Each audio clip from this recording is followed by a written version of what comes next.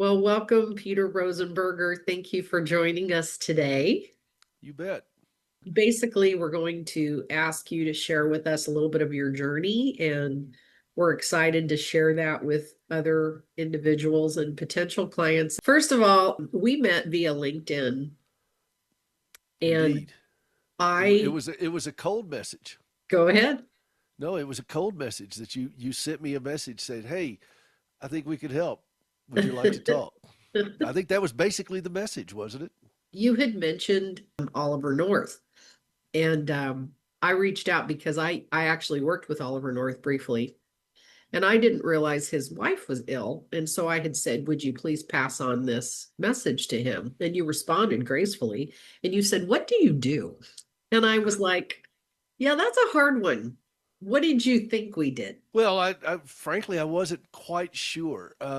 I've worked with a lot of different folks over the years, web designers, publicists, all those kinds of things, and everybody came to me with "Oh yeah, we know exactly what to do," and none of them got it right, quite frankly.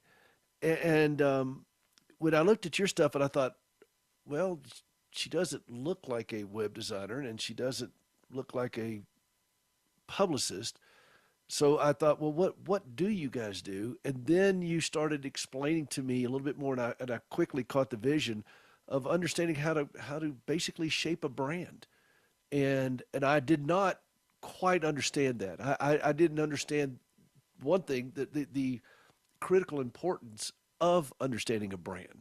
What does that look like? Where do you go from there, and how do you dig into it when you're just a one man show? It becomes a brand is something that almost sounds like it's something for a big corporation, not just a one person. Sorry, I don't want to do my hands like Gavin Newsom, but no, a brand sounds bigger than just a one person thing. You're just a person. How do you have a brand if you're just a person? You basically took me all the way back to the very beginning, and then we just started building up from there and trimming away things that didn't belong there, but adding things that I did not think that belonged there.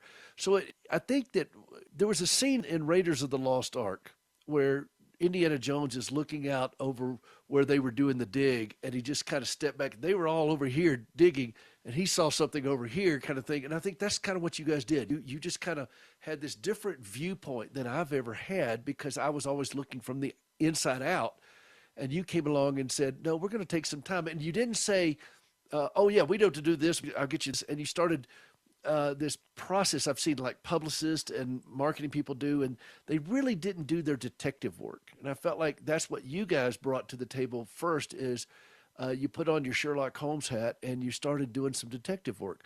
Okay, what is this guy all about? What is he doing? What is he saying? And you asked really good questions. And I think that was the on ramp, if you will, for me into your world, and truly didn't understand the importance of it until I started seeing things start to take shape, and I just I thought, okay, I've tried it my way for so long, and I'm just banging my head against the wall. I'm going to listen to these people, and I'm going to do what they say, and I'm going to trust that they know what they're doing, and that trust turned out to be quite warranted. So thank you. Well, we're honored that you did trust us. I remember when we first had one of our initial conversations, and it was before you decided to really trust us and take the leap. And you had mentioned you lived in Montana. And do you remember the analogy I gave Oh, you when I well, you just said there are a lot of cattle on this ranch, and we don't know where they are, and I got that because I had spent some time moving some cattle, and I remember going out. My father-in-law was on a machine, and I was out on a horseback, and there were some that got into the brush, and I was digging them out, trying to move them up the hill, and they just didn't want to get out of there, and but I had to go in there and find them on horseback, which is that's work. And I realized that's what you guys were doing. That there were things that I did not even know where they were, and I knew the general layout of the property, but I didn't understand all these things that were hidden in the brush and everything else. And that analogy you used worked very well for me, and I trusted you guys to pull out of me what you needed to. And the worksheets that you gave me They weren't work. They really were very rewarding because you had your list of questions that you wanted me to go down into the mind and dig out of me that nobody ever really asked me before. And it gave me an opportunity to crystallize some of the things that I just kind of did instinctively, but not intentionally. And that was a big word of yours, was intentional. We're going to be very intentional on everything, every message, every post, every this. There's no more haphazard or no more, winging. I do music and I improv a lot, but improv can only take you so far. Then you really have to know and be intentional in what you're doing. And winging it just it doesn't work consistently over the long term. And that's something that you guys brought to the table that I thought was rather fascinating. You did not dismiss the fact that I had instincts, that I did such and such without having to have a 5-year plan to think about it. But at the same time, you recognize that there's some things that really needed to be shaped, organized, thought through. Why is that? And you ask a lot of questions. And I think that's the mark of a really good strategic partner is asking very good questions. And it wasn't just a lot of questions just to have, okay, we have 100 questions. It was 100 well thought out questions. These are questions that you brought to the table that were things that you had done on your own internal stuff with your company, of saying, okay, this is what makes a successful client. This is what makes a successful branding and mission and so forth. And these questions are what pulls that out. So you didn't just make this stuff up when you saw me. You try to learn me. You had really developed a well-worn path, well-proven path of asking better questions. That's what I loved so much about the original, the opening process that we had together. It's a lot of listening. And I think a lot of people don't want to take the time to listen. They want to take the time to tell you what you should do. And we I wanted to take the I had time that, to a lot learn. of that in the past. Yes. We can't help you if we don't listen and learn you first. And so that was one of the things I remember when we were doing what we call your online footprint. And we would kind of roll our eyes because someone would say, well, I found something else. And it was sort of like this. He has a radio show. He has 7 books. He has music on Amazon. He writes articles. Oh, we found this video from the past where he's on stage with the president with his wife. We found this, and we just kind of started laughing because the list of assets, as we call them for you, was like up to 23 pages. And it was Which where, I did not know yeah, about. I didn't even think that in those terms. I really didn't. right. And it was, we had to come to you and say, Peter, you have 3 websites currently. You have about 7 social media channels. You have a blog, you have a podcast, and we're going to need to organize that a little bit. And you probably thought, what do you mean organize that? Do you remember those early conversations when we were trying to say, we're going to find a rhythm and a plan? Do you remember those Oh, days? I remember them very, very well. And it was working muscles that I had not worked before. Again, I was just doing. I wasn't strategically thinking in that regards, to my embarrassment.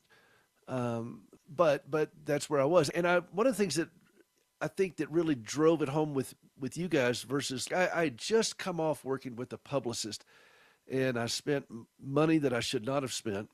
I wish I had not have. I didn't get the value for it. And I recommend to people now, when you talk with a publicist, be extremely careful, because they'll come in and they'll throw a lot of dust up in the air, but they don't have a plan of being able to help you grow your business. They just want to get you booked and get a little piece of the action and then move on, whether you have sustained it or not.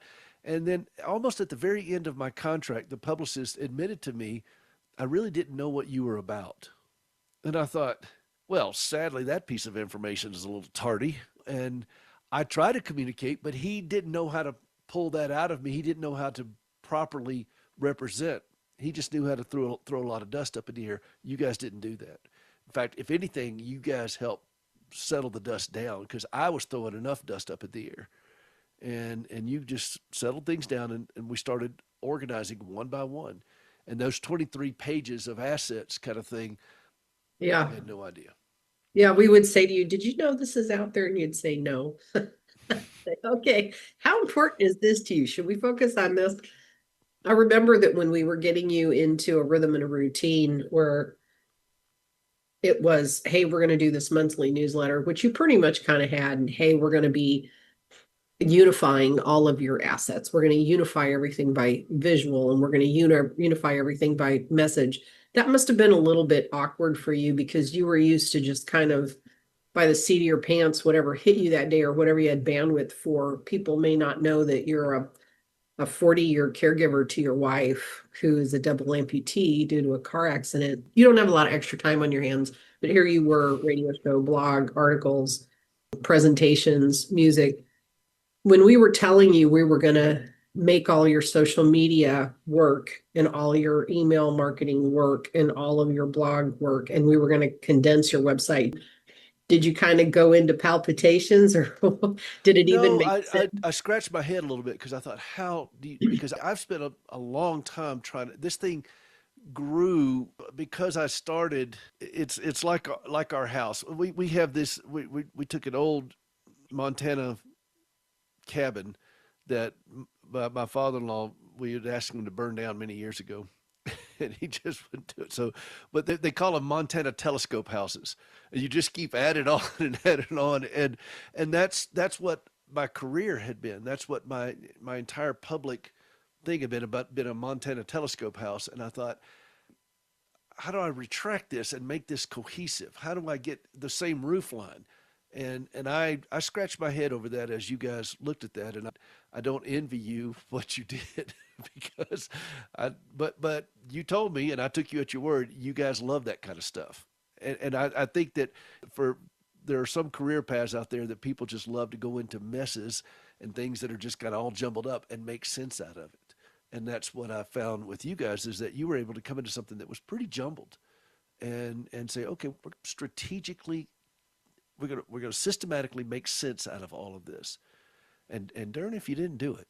And it was really fun because about 6 months in, when we finally got you into a rhythm and routine, and you were beginning to see, not necessarily fully understand because it's hard, but you were able to see the results of what we were trying to say, the organization, the rhythm, the routine. You had been previously published by AARP, Fox News, and others, and you were a little frustrated that they weren't coming back. And after about 6 months, when we had you up and running and looking big, bad, and beautiful, as we like to say, they started coming back. Do you remember that?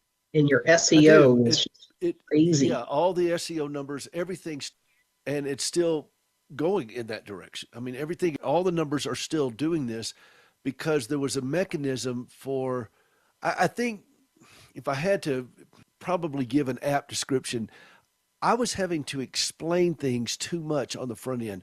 When my wife would perform, for example, back in the days when she performed a lot, when she walked out on stage, when she's got her prosthetic legs, she's doing that and she sings fabulous and she does all these things, but she didn't have to explain her story very much. But I do. And I had to give context to everything, and it became incredibly tiresome. And there was no way that I could. Every time it felt like every time I approached any type of media event or whatever, I constantly had to explain the context. And you guys came to me and assured me that those days are over. That's in the past. That context is going to be explained before they ever come to you. And I thought, well, good luck with all that, you know. But you assured me that you could, and guess what? You did, and Yeah, and it's that frustrating. saved me an enormous amount of headache. That's good to hear. Even later, you ended up with an interview with Jay Leno, which was pretty cool. You ended up interviewing Shannon Bream of Fox News. The Blaze Media picked you up just recently. You were also a featured weekly article with them. You ended up on the homepage of their featured article, like I was saying last week or recently. And the momentum started coming, and it must have felt like the payoff would take so long. And yet, as you can see, the payoff did start coming, but it was frustrating along the way, wasn't it? At times, because again, I didn't understand where all the inventory was. I knew I had inventory. I mean, you can't do what I've done for as many years and not have a body of work. But I didn't understand how to coalesce that into something that was a meaningful package where then every time I would go out on television or on the radio or in print or whatever, there was that clarity of thought. It was, I would have sporadic insights or moments of inspiration kind of thing, but there was not that consistent, disciplined, systematic approach to it that you guys helped me do. And that was a different way of doing business for me because for so long I've just done it on the fly. I write articles in the ICU when I'm taking care of Gracie, and so in fact, latest book right now that I've finished, most of that was written in the hospital, and I was there for 5 months with her. So it's kind of hard to have that. And I have to have somebody that is grounded in these kinds of principles that you and I are talking about, and then trust them to work that system, that system is going to work. And it's going to take all the craziness of my life and still bring it under discipline into there. And I think that's what you guys helped me do. There was this cohesiveness that came about that I didn't have before simply because I'm just putting out fires daily. And I was able to, I guess, manage the bonfire, because it was, but that, yeah. So frustrating is probably not the right word, but it was puzzling at times. Is this going to work? Because I'm Yeah, not used to thinking this way, yeah, and I found that. But I trusted the system, and I trusted you guys with it. I said, okay, I'm going to listen. I'm going to do what you tell me to do. I've tried it my way long enough, and my best thinking got me into a whole lot of messes. So I thought, yeah, let's get some new thinking in here.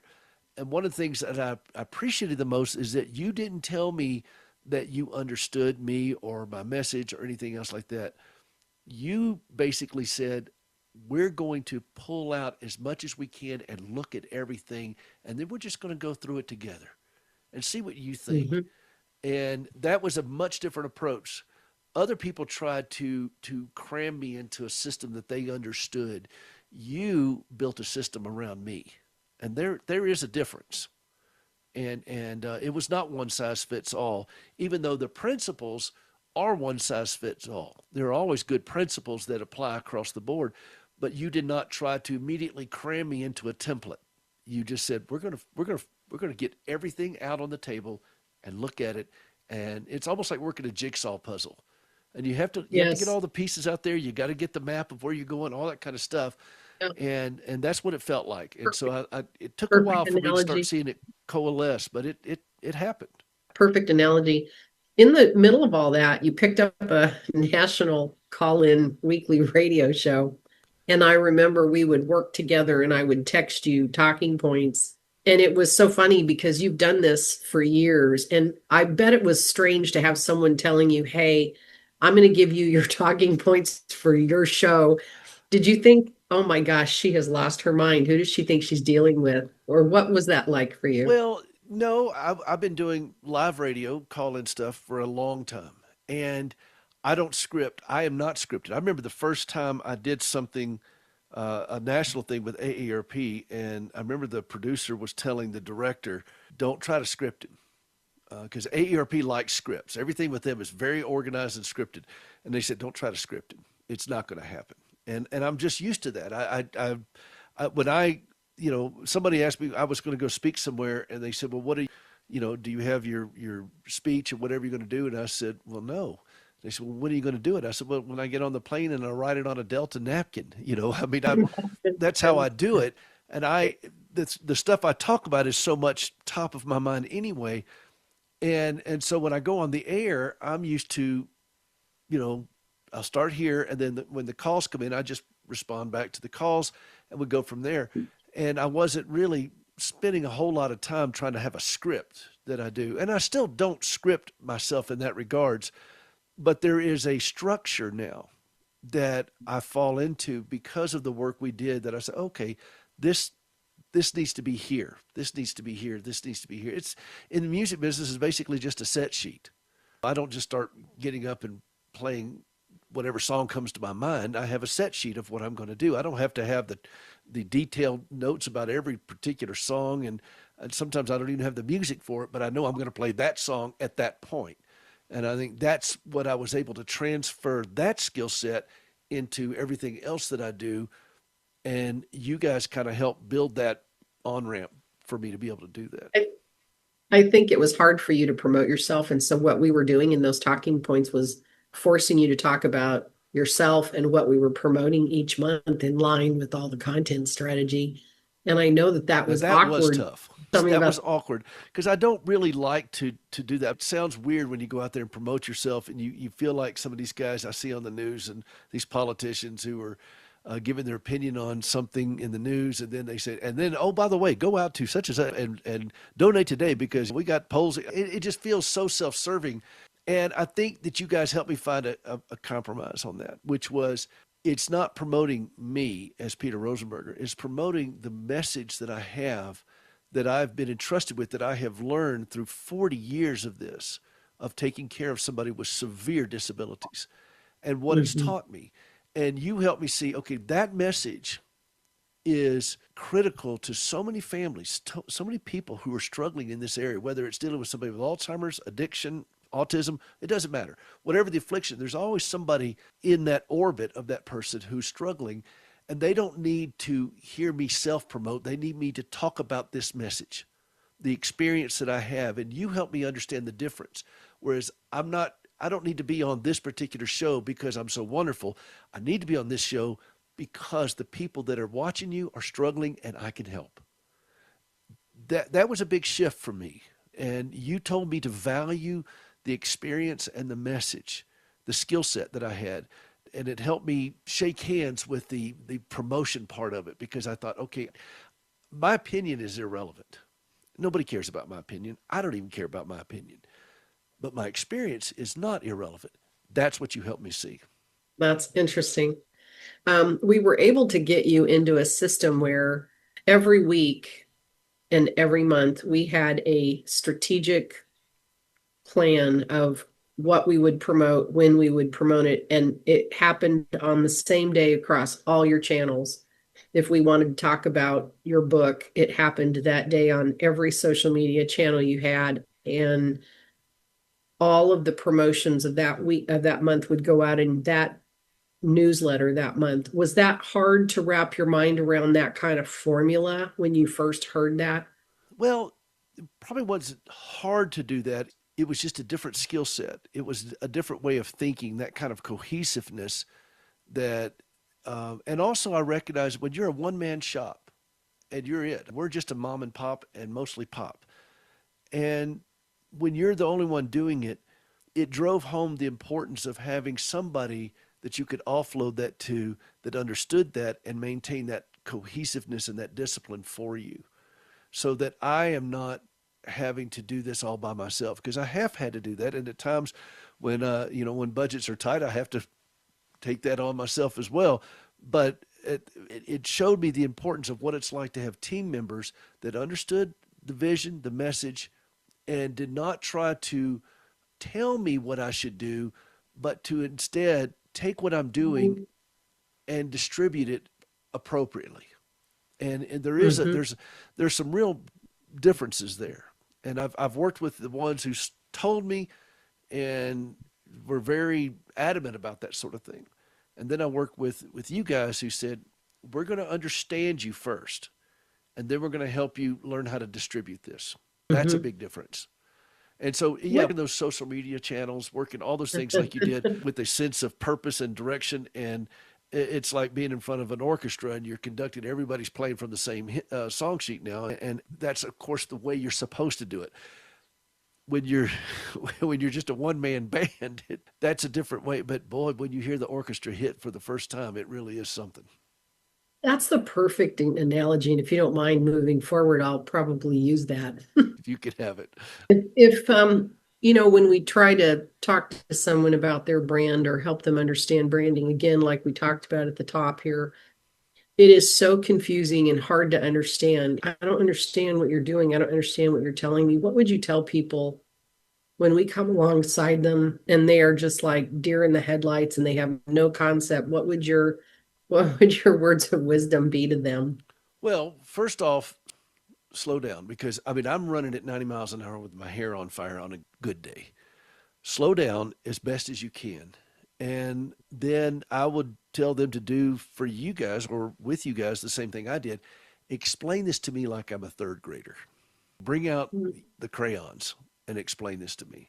Mhm. And you guys, to your credit, you did. And it takes a certain level of refined skill to be able to make the complex simple. And you guys do that on a regular basis and you do it patiently. You sometimes scratch your head because I watched you do that and I watched your team members do that with me. Sometimes you're like, wow, because I'm not just an author or I'm not just a radio host or I'm not just a musician or just a speaker.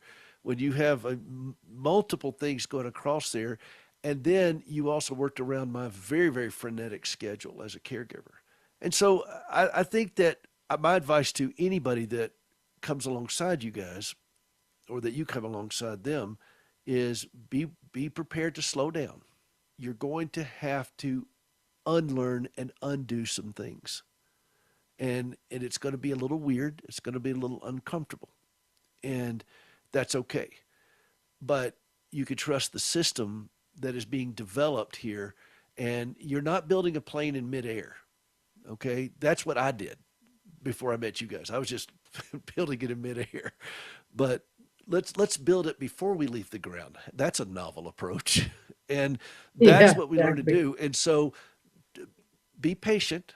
There is a path to this, but it's not going to look the way you want it to look necessarily. That's what I would tell any of your future clients, that to be patient and to recognize that these are, it may be your first time doing this, but it's not theirs. That's kind of the way I look at pretty much with everything that I do. I've had to look at that with surgeons. I will give you an example in the medical world, and this is what it felt like to work with you guys. I remember the morning that Gracie was going to have this very, very, very big surgery. I mean, it was like a 9-hour surgery. It is a big surgery, and we had to go to a teaching hospital in Denver to do it. And there was you. It's hard to really imagine the kind of planning that goes into a surgery like this, not just from our standpoint with Gracie, but with the entire team that's waiting for her at the hospital. And so the morning we get there, we're in pre-op, and we're no stranger to pre-op. We've been there many, many, many, many, many times over the years. But this one was a big one, biggest surgery she's ever had, and that's saying something. And the neurosurgeon came in, great guy, just a super guy. And I was a little bit nervous. Don't mind telling you, Gracie was very nervous. And I said, well, Doc, you ready to do this thing? And he clapped his hands and was very enthusiastic. He said, oh, yeah, I love this surgery. This really helps people. And I thought about the complexity of this surgery, of what he was about to do with my wife, and the enormity of what got us to that point. And then it dawned on me, this is his job. And it's not his first time. It was my first time. It's Gracie's, certainly Gracie's first time, but it wasn't his first time. And I realized that the number one fear that people have in this country is getting up and speaking in front of people. Well, I do Mm. that in my sleep. I don't even think about it. And yet that terrifies most people.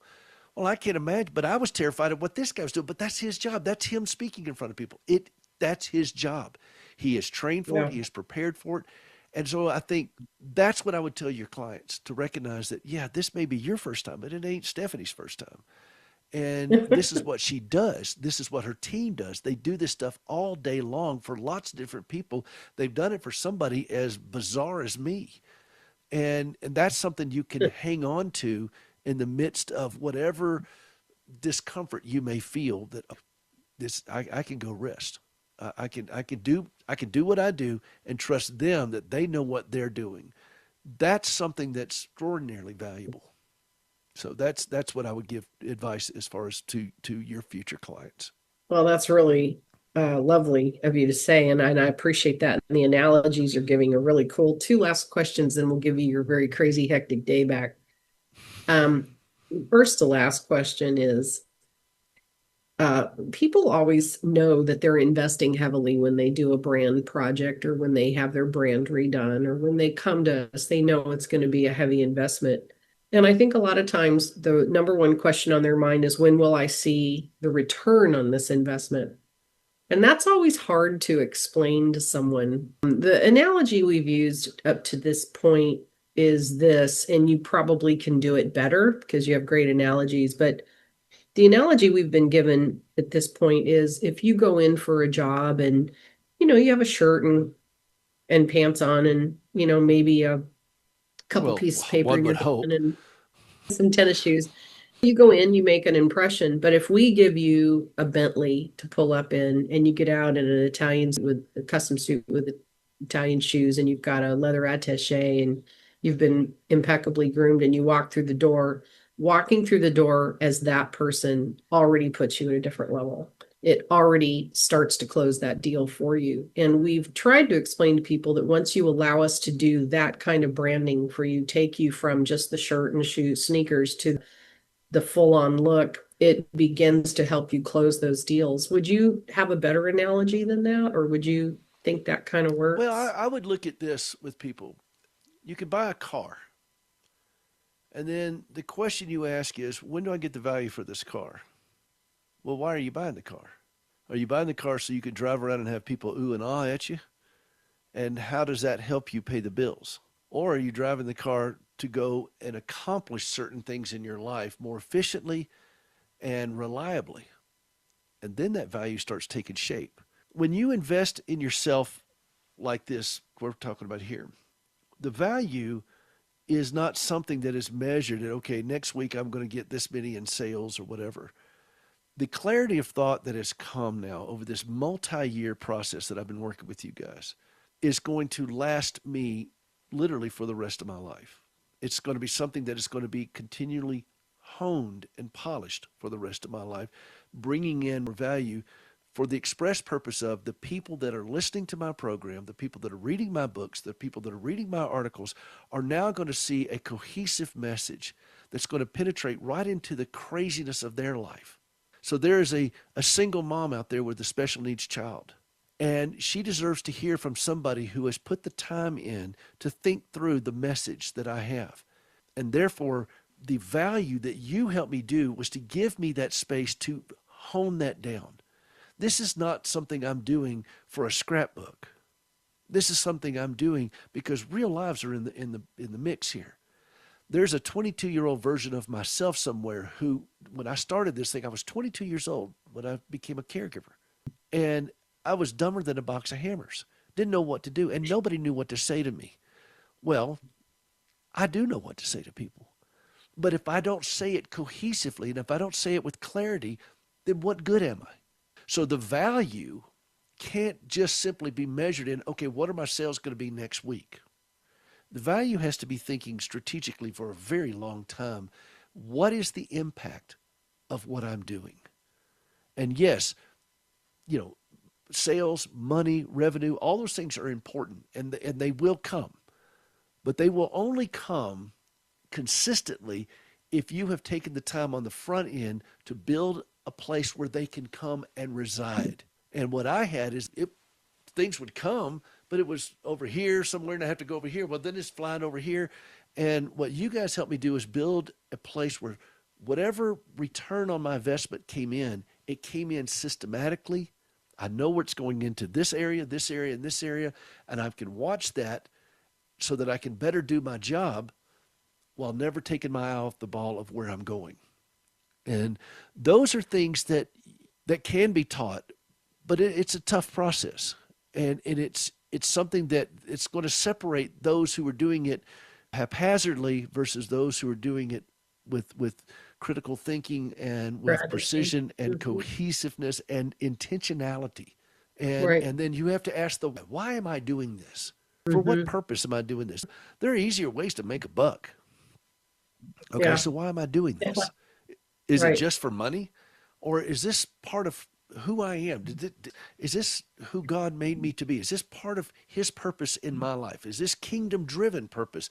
Are these things that have value beyond just dollar signs. And once you start exploring all of those things and you realize, oh, okay, but that takes some work, and that takes some willingness to save for later. That immediate gratification that we seem to be so addicted to in our society. We're looking at our phones to see, did we get a click for this? That's not what this is about. This is about building, and building takes a lot of thinking through before you turn the first shovel over. And you got to think it through. And this is what I'm most grateful for. That's the epiphany that I had, is that somebody took the time to think this through with me. What are we accomplishing here? What's going on? What is this going to Mhm. look like? And then you start seeing the value because you've spent the time with your hands in the dirt. Well, you did, and you invested very heavily on the front end, and I know that was a sacrifice, and I know that there were moments you must have thought, "Oh, this is so painful." And then we were finally able to get to a place where we call it just kind of maintenance mode, which is really nice. And It, that's where it we is. want to get to that. And you got there. I have more things that I want to do, and I'm working on the next step for that because I don't think this is a one and done. I think this is a situation where you're constantly going back and refining, making it better. As a musician, you do that. There's not a plateau where you get to as a musician. Say, okay, I'm good, I'm done. You're constantly learning. As a writer, I'm doing that. So why would it be anywhere any different for your business? And the way your business is put together, is shared and branded and all those kinds of things. You can't coast on success from 30 years ago. That those are one-hit wonders that go out and play the rec center at your community theater or whatever. That's not what this is about. This is about building something and constantly building something in order to achieve greater levels of excellence. And that takes work. It's a lot of work, but it's really good Well, work. you did the work and we appreciated your commitment, and you did bite the bullet that first year and a half to 2 years, and you were a trooper. You just need to know we appreciate you gave all. You gave all, and you did really a behemoth amount of work, and we appreciate you, and we really thank you for taking the time today to share that with everyone. It really is my pleasure to do so because I see value in it. I loved every questionnaire you gave me. They were hard, but I am better for doing this, and my audience will never know how to properly thank you all for that. And I sincerely mean that because it helped me stop all the craziness of being all over here and get very, very focused on this. And my readers in the future, whoever reads my books and articles and all that kind of stuff, those are things that will be around maybe longer than I will be. And Mhm. it is deeply meaningful to me to know that I have the effort I spent with you guys to hone through these things pays off. And you talked about again value. The dividends are going to pay off for a very long time. Mm. And that's what I would tell every client of yours. Knuckle down, do the work, trust the process, and you will find that not only professionally rewarding, but in my case, it was also very personally rewarding. So that's my message to everybody who steps in the doors at Epiphany.